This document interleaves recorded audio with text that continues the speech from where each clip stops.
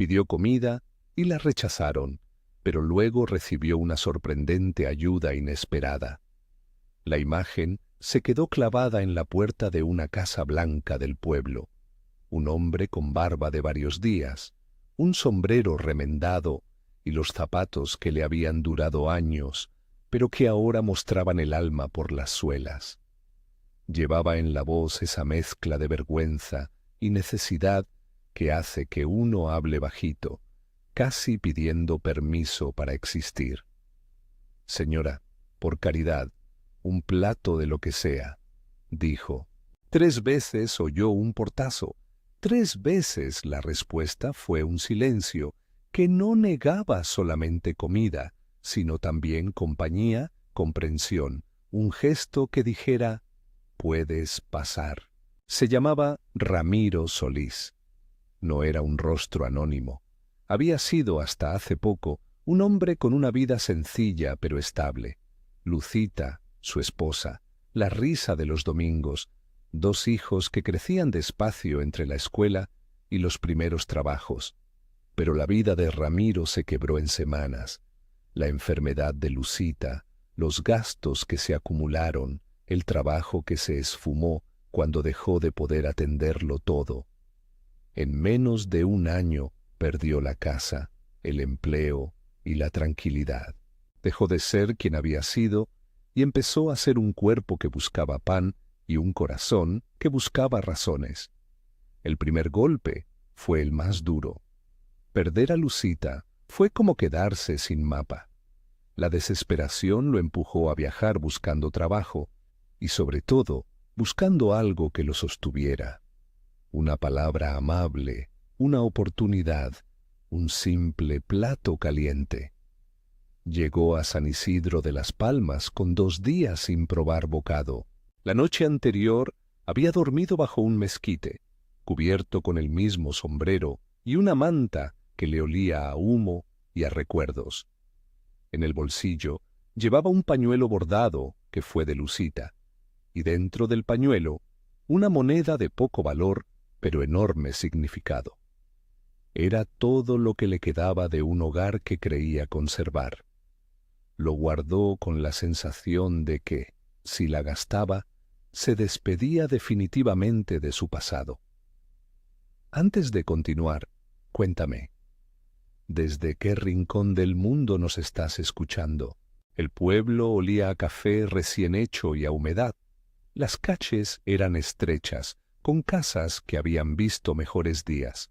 Los perros marcaban los pasos y los tendederos agitaban prendas como banderas.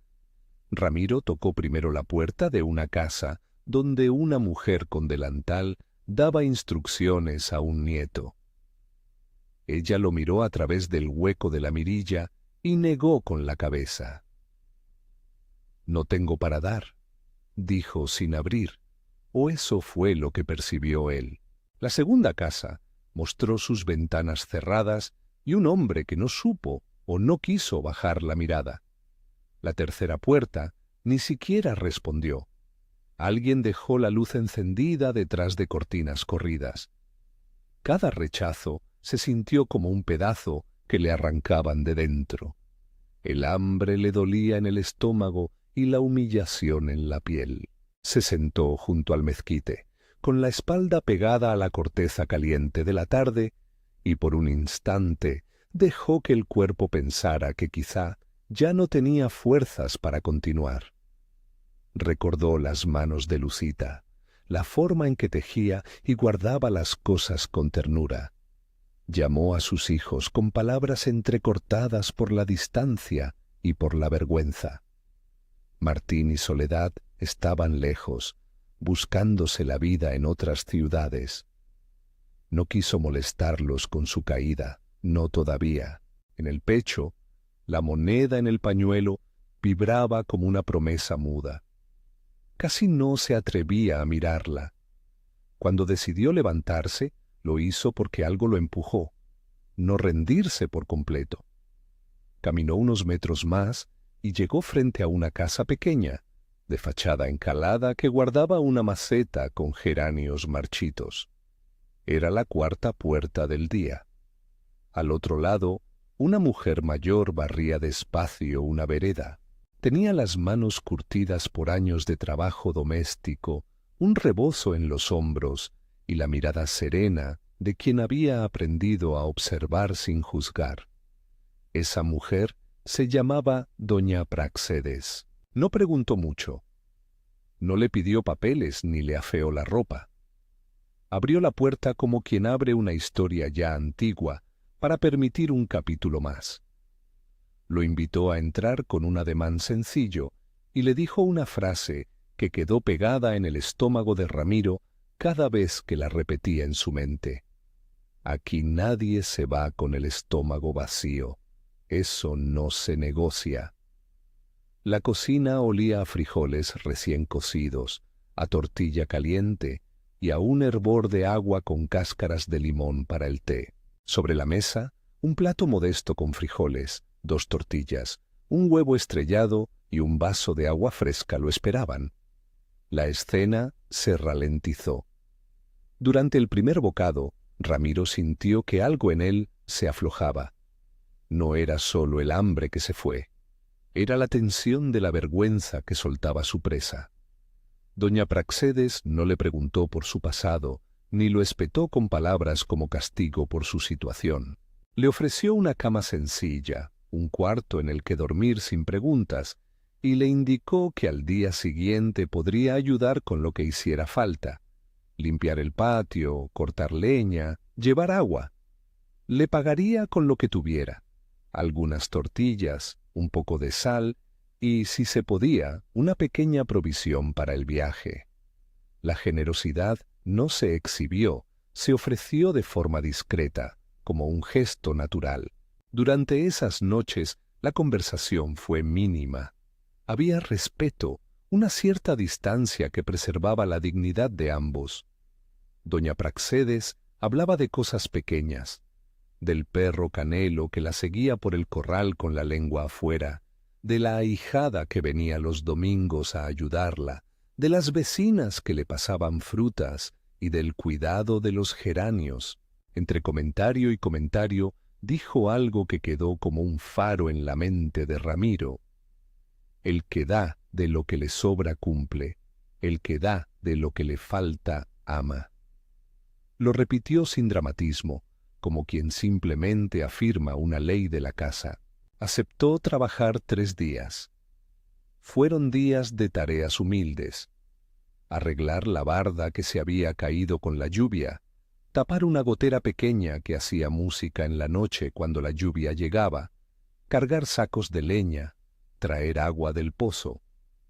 No le pagaron con monedas de mucho valor, pero le regalaron una dignidad que no se vende, la confianza y la posibilidad de recomenzar. Al terminar el tercer día, doña Praxedes lo llamó a la cocina y le entregó, con una sonrisa que mezclaba ternura y prudencia, el pañuelo bordado donde Lucita había guardado la moneda. Dentro, además, puso una moneda envuelta con más cuidado del que merecía el objeto. «Para el camino», dijo ella. Él quiso protestar, como si recibir aquello fuera una afrenta, pero no pudo. Tomó el pañuelo, lo apretó contra el pecho y en un instante de íntima gratitud murmuró: «Gracias, Diosito».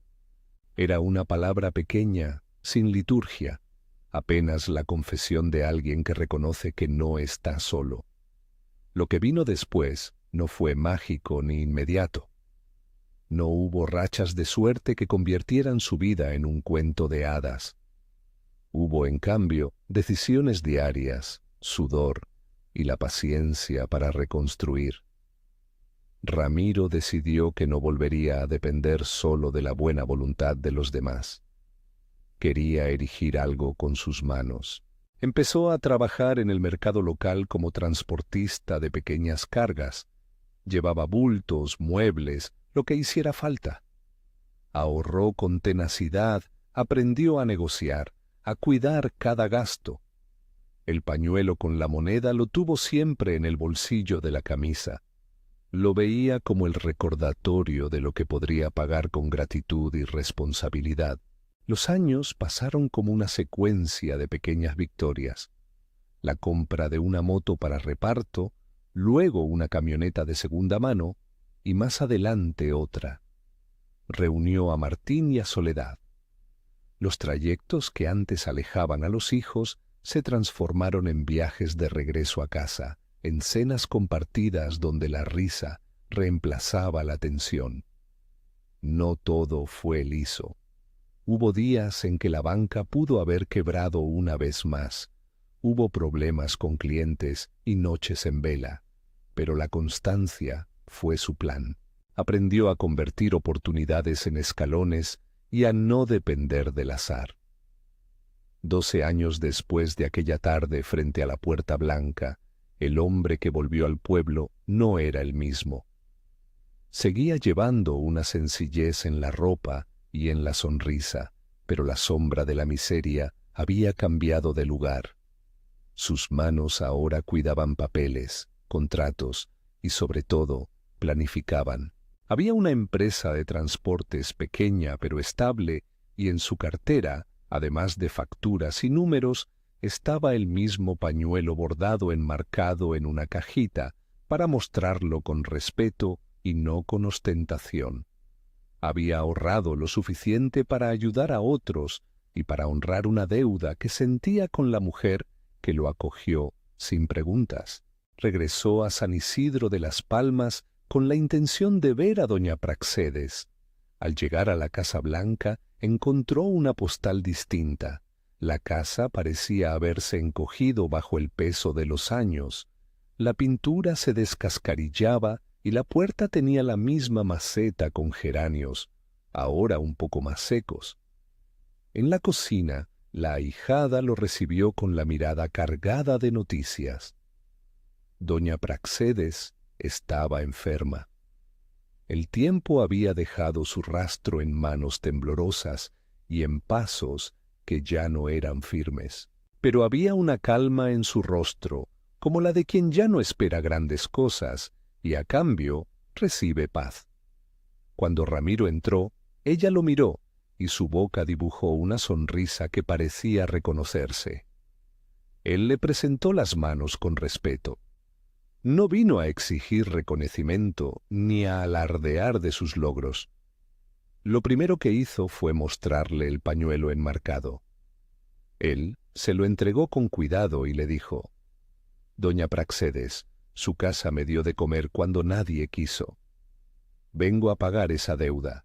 Ella apretó el pañuelo entre los dedos como si fuera el último trozo de una canción que ella misma había cantado hace años. No dijo nada grandilocuente. Le bastó con una mirada que parecía decir: «Ya está bien». Ramiro pagó la atención médica que necesitaba, no por una obligación ritual, sino porque podía. Arregló el techo para que la lluvia no volviera a entrar. Contrató una enfermera para las tardes en que la ahijada no podía y dejó provisiones para que no faltara lo básico. Pero no se quedó ahí. Había visto cómo la falta de comida había humillado a mucha gente en el pueblo y recordó la frase de doña Praxedes. Quiso que aquella lección se volviera algo tangible para todos. Así nació la idea del comedor comunitario. Se puso manos a la obra con la misma determinación con la que años antes había reparado la barda. Compró un local cercano a la plaza, restauró las paredes, instaló una cocina decente y se aseguró de que hubiese sillas y mesas suficientes para quien llegara. Habló con vecinos, con la gobernación local, con antiguos clientes. Algunos ofrecieron materiales, otros mano de obra. La comunidad respondió de maneras pequeñas pero constantes: tuercas, pintura, horas de trabajo. El comedor abrió sus puertas con una ceremonia sencilla. Sobre la entrada, en letras claras, quedó pintado el lema que doña Praxedes había pronunciado sentada en su cocina: «Aquí nadie se va con el estómago vacío, eso no se negocia». Y debajo la frase que había quedado tatuada en la memoria de Ramiro y que decidió que todos supieran. El que da de lo que le sobra cumple, el que da de lo que le falta ama. En la inauguración, la gente del pueblo trajo su presencia como ofrenda, algunos panes, otros una olla humeante, niños que llevaron dibujos con corazones. Doña Praxedes vino en silla de ruedas, con una manta sobre las piernas y el brillo de los años en los ojos. Sentada en la mesa principal, miró a la sala llena y en voz baja dijo: «Esto no es para que me aplaudan a mí. Es para que nadie recuerde la vergüenza de pedir». Ramiro la acompañó en silencio, sin discursos grandilocuentes. Dejó que el silencio y la comida hablaran por sí mismos. El comedor no fue una maquinaria perfecta desde el primer día. Hubo errores de cálculo, pérdidas, días en los que la electricidad falló y la sopa se enfrió. Pero lo que no faltó fue constancia. Se estableció una regla que pocos discutieron. No se preguntaba por la condición social de quien entraba. No había formularios ni preguntas incómodas. Solo un plato caliente y la posibilidad de sentarse. Los voluntarios rotaban, las donaciones llegaban a cuentagotas, y la comunidad aprendió a ver en aquel lugar un punto de encuentro donde la dignidad no era moneda de cambio. Con el tiempo, el pañuelo bordado quedó enmarcado en un lugar de honor dentro del comedor, no como trofeo, sino como recordatorio. Los niños que entraban lo miraban con curiosidad y a veces preguntaban por Lucita, por la moneda y por cómo una acción pequeña había crecido tanto. Ramiro contaba la historia sin ostentación. Hablaba de la vergüenza que sintió al pedir, de la puerta que no se abrió y de la puerta que sí lo hizo. Contaba cómo la ayuda le devolvió fuerzas y cómo, con trabajo y responsabilidad, consiguió rehacer su vida. No presentaba su prosperidad como una bendición automática por haber recibido algo. La explicaba como un cruce de voluntades, la de quien ayuda y la suya propia, de aprovechar la ayuda para levantarse. Doña Praxedes vivió lo suficiente para ver al comedor consolidarse. Sus últimos años estuvieron acompañados, no abandonados. Murió una tarde de primavera, con las manos apretadas a una frazada y con la sensación de que había cumplido. La comunidad la despidió en la plaza y no hubo grandes oraciones ni discursos inflados. Hubo agradecimientos sencillos, pañuelos ahí y la certeza de que su legado seguiría alimentando cuerpos y almas. Ramiro habló de ella como el faro que lo guió cuando todo era sombra. No atribuyó su éxito a una promesa divina literal. Agradeció a quien había tendido la mano y explicó que su esfuerzo había sido imprescindible para transformar aquella ayuda en algo duradero. En el comedor, el pañuelo siguió colgado, un símbolo que atravesaba generaciones. Allí también colgaron una placa que decía: «En memoria de Doña Praxedes», que su mesa sea siempre la casa de quien llega con hambre. La frase resonaba en el pueblo como un llamado a la bondad práctica, no como una emoción pasajera, sino como un compromiso cotidiano. A menudo alguien se sentaba en una mesa y miraba el pañuelo, recordando que detrás de cada gesto hay una historia. Los hijos de Ramiro crecieron con esa lección, que la dignidad no se compra ni se regala sin respeto, se sostiene con trabajo y con la voluntad de no olvidar quién te tendió la mano. Lo que empezó como una escena de rechazo y vergüenza, terminó siendo una lección sobre el valor de las pequeñas acciones. Porque la ayuda que cambió la vida de Ramiro no fue un prodigio sacado de un relato milagroso. Fue el encuentro entre una necesidad real y la decisión de una persona por actuar con amor cuando no le sobraba nada. La providencia, en este caso, tomó la forma de manos que cocinan, de una moneda envolviendo una promesa, de un hombro donde dormir sin preguntas. Y el fruto de esa ayuda fue trabajo arduo, responsabilidad y el deseo de multiplicar la misma compasión. No todas las historias terminan en un comedor con una placa y un pañuelo enmarcado, pero muchas empiezan con un plato ofrecido sin alaracas. Muchas vidas se sostienen con una taza de té en una cocina pequeña y con palabras que no pretenden arreglar el mundo, sino devolverle a alguien la dignidad de alimentarse. A veces la sorpresa no es la ayuda en sí, sino la manera en que una mano amiga obliga a mirar adelante y a ponerse en marcha. Hoy, cuando alguien pasa por la puerta del comedor y ve la frase pintada, recuerda la lección, que la caridad, cuando se hace con cuidado y respeto, puede ser semilla de algo más grande. Recuerdan también el pañuelo que, en su humildad, guarda el rastro de una vida que decidió no rendirse.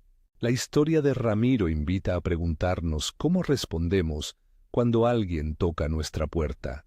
Si cerramos sin mirar, si abrimos con mirada inquisitiva, o si, como doña Praxedes, damos sin espectáculo, pero con firmeza. Si esta historia te ha tocado, compártela con alguien que necesite recordar que los gestos pequeños importan. Suscríbete para escuchar más relatos que nos recuerdan que la bondad cotidiana tiene el poder de transformar.